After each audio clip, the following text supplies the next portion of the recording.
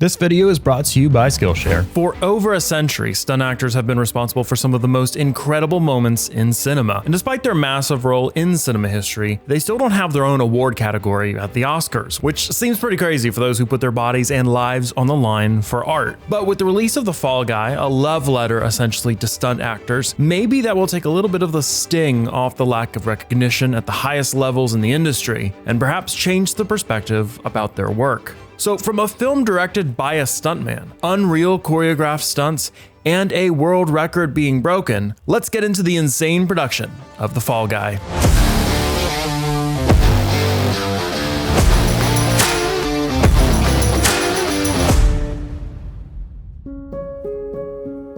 Early development on The Fall Guy began as far back as 2010. The film was described as a reboot of the 1980s TV series of the same name and part of a bit of the trend going on at the same time to revive that 80s TV magic. Another example was the A-Team movie released that year. In September 2013, it was revealed that Dwayne Johnson was in negotiations to play the lead role of stuntman Colt Seavers, who in the original show was a stuntman by day, bounty hunter by night.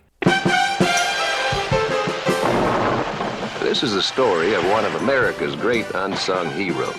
I mean, you've seen him, but you never knew who he was. You've cheered for him and cried for him. Women have wanted to die for him. But did he ever get any credit? Or the girl? No. And while other many figures and writers and producers were all getting name dropped and attached to this project, what happened from this time forward is a bit of a mystery. What we know is the project ended up in development hell. It was never released and news was scarce. And many times this is the holding pattern where many projects live for decades or sometimes just die out forever.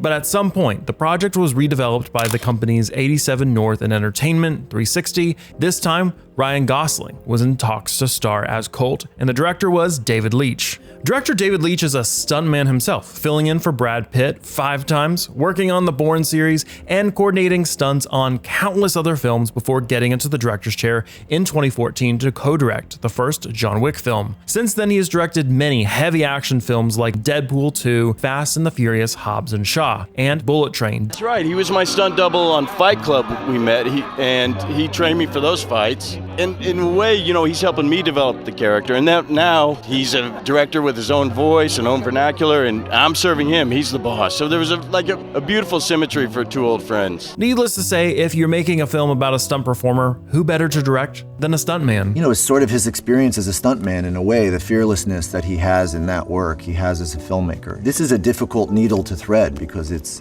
a meta film about making movies. It's a lot of plates to spin. I mean, what I love about Dave Leitch's movies is they have a completely unique tone, and that tone captures everything from the absurd to the grounded. He's an amazing collaborator, probably the most collaborative person I've ever worked with. The best idea wins, and I think it's what gives his movies this grounded reality amidst something so spectacular. But if you're an aspiring filmmaker who wants to know how to direct stunts for a project, and you know, you're not a world-renowned stuntman turned awesome director, where can you learn about directing stunts? Well, with help from today's sponsor Skillshare, I was able to do some prep for this script for this video with a class from director Piotr Złotorowicz and his class on filmmaking and learning how to stage stunts in your own film. With a lot of the constant research we do for our videos, I'm always having to learn things in areas which I don't have a lot of experience in. And what better way is there to learn than from someone who is actively doing it in the field with a dedicated class? And while I might never be able to coordinate a stunt for a film, classes like these help make me a better writer and researcher for the content I make on film production. Skillshare is super helpful in finding these dedicated niche classes like photography, graphic design, music, business, and marketing. So if you're interested in checking out Skillshare and learning about staging stunts for your films or some other really awesome filmmaking techniques, the first 500 people to use my link in the description below will receive a 1-month free trial of Skillshare. So be sure to check that out and get started today. Now, back to stunts. Just as pre-production and the development started to heat up for The Fall Guy, 2020 hit. And of course, we all know what also happened that year, causing the project to be delayed until around 2022, when it was announced that the production would be filmed in Australia's New South Wales region. That same year, Emily Blunt was cast as Jodie Marino, an aspiring director and Colt's ex-girlfriend. The film was described as being a kind of dual love story, a love story between Jodie and Colt, and a love letter to stunt performances, with Leitch calling the film a love letter to stunts and crews, and Gosling saying, "There are so many cynical movies about movie making. The crews care so much. They give so much. It's amazing. It's things no one will ever notice. They put so much love and attention into every detail, and they get no credit." Well, they get credit at the end, but it goes by fast. It was fun, on some small level, to reflect how much they care. On the relationship side, Jodie's character changed quite extensively during development, initially being a makeup artist before being reworked as a tough director character, with Blunt saying she then reworked some of this to make Jodie someone who was more in over her head. Blunt described Jodie as a kind of composite of several different figures she knew in the industry, name-dropping one in particular: Barbie director Greta Gerwig. Ryan Gosling, on the other hand, looked to something much more personal. For reference, his relationship with his wife, producer Kelly McCormick, creating a dynamic he said was a love story at the heart of the movie between two people who treat their crew like family. He would actually work with the director to rewrite some of the scenes to make this a more personal fit for him as an actor. David's just such an exciting person to be around and an incredible partner. And even from the very beginning, I mean, he went and stayed in a hotel next to my house before we started shooting. And we just went through the script scene by scene every day and just rewrote it to be personal to us so that it would be an amalgamation of our experiences. The story focused on that relationship to drive the plot, with then a choice to have a bounty hunter alter ego. And although we had mentioned that this story was inspired by the old TV show The Fall Guy, but with Variety noting that the film bears no resemblance to the original Fall Guy TV show. So the film essentially treats the original Fall Guy as a very loose reference point for its own plot and not much else. A lot of the stunt performers on this job, you know, the TV show The Fall Guy made them want to become stunt performers. So it's interesting kind of full circle moment. Principal photography would begin in Sydney, Australia in October 2022 at Disney Studios Australia. Disney Studios Australia, formerly known as Fox Studios Australia, has been home to countless films over the years, including every Star Wars prequel movie, the Matrix films, and countless other big budget films. This massive 32-acre site with 8 stages with everything needed for production close at hand was a perfect place for a film like The Fall Guy to base itself, as it also would use nearby local Sydney landmarks like the Sydney Harbour Bridge for parts of its production. There are major traffic changes in Sydney this morning, with the Harbour Bridge closed in both directions for the filming of a big-budget blockbuster. We've got Ryan Gosling right now on the bridge filming some action-packed scenes for his new blockbuster movie, The Fall Guy. Most of the stunt-focused performances were for Ryan Gosling's character, for the obvious reason that, you know, his character is supposed to be a stuntman. To bring Gosling's character to life, they would mainly utilize 4 different stunt actors to help with various difficult sequences throughout the film. And Gosling was proud to admit that I was happy to be the first actor to say I did none of my own stunts in this film. It is about the stunt performers, and I was excited to highlight their work and let them do what they do best. Now, with that nice tip of the hat to his stuntman, Ryan Gosling also wanted to make sure he was able to do at least some of the stunts for authenticity for his character, even if he had some fears to overcome himself. It was important that I do some of the stunts just, first of all, for me to understand what, on some small level, what they deal with every day, but also I have a fear of heights, and I knew this was coming because it is called The Fall Guy, and we knew that there was going to be a fall, but the whole opening sequence all takes place in a oneer, and it leads up to them dropping me 12 stories off of a building. So that was one that there was no real way around. Though when you've got a lot of money riding on the head of your lead actor for the film, the last thing you want to happen is for him to get hurt. So director Leitch and stunt designer Chris O'Hara assembled 4 of the best stunt doubles out there. First up was Logan Holladay, a stuntman and former race car driver who loves the adrenaline rush he gets from doing stunt performances. But there is one driving skill in particular that he seemed to be especially good at for this film. And not just for this film, but actually in setting a record for cannon rolls in a car. It was important for us to do some sort of, again, we were trying to do classic stunts, and so the car roll became one of the things that we had to include in this film.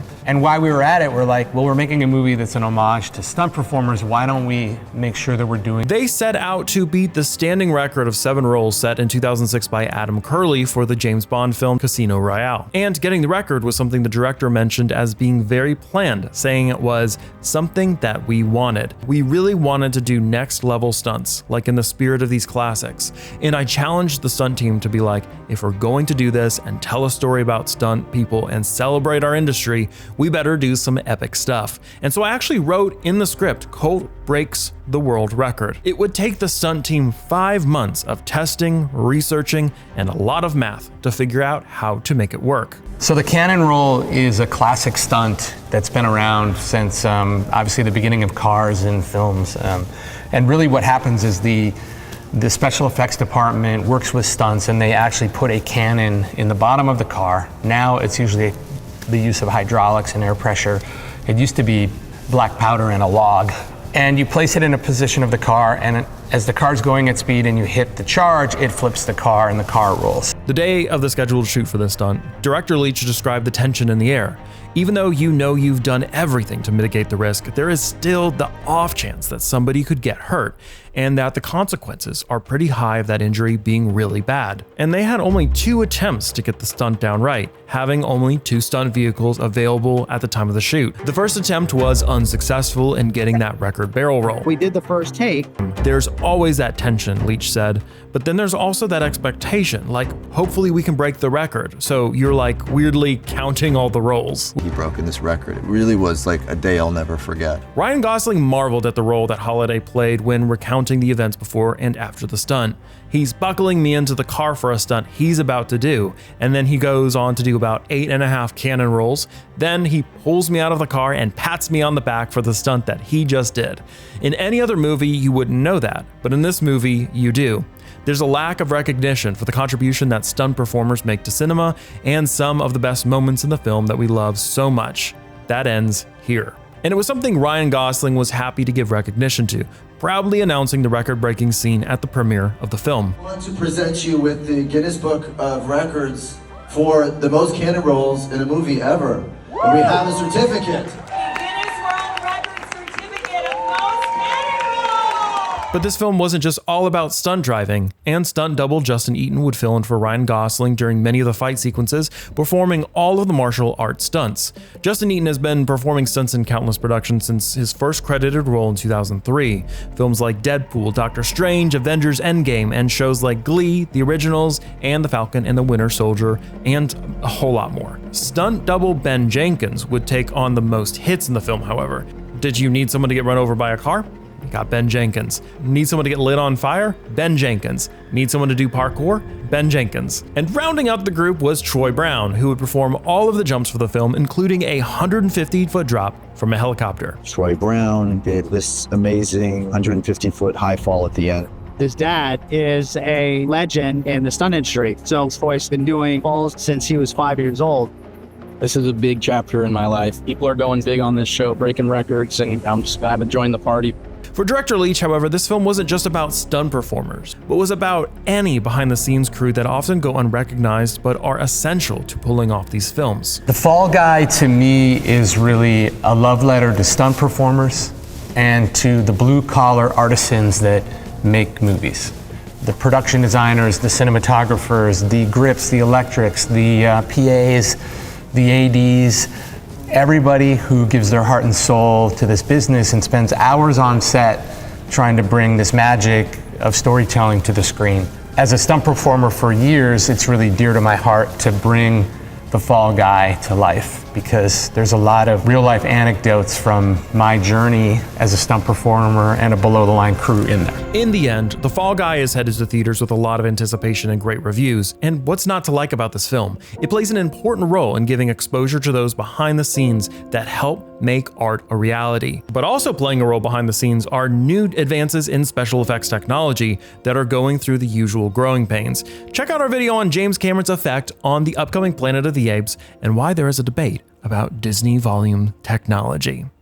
Check that out right here.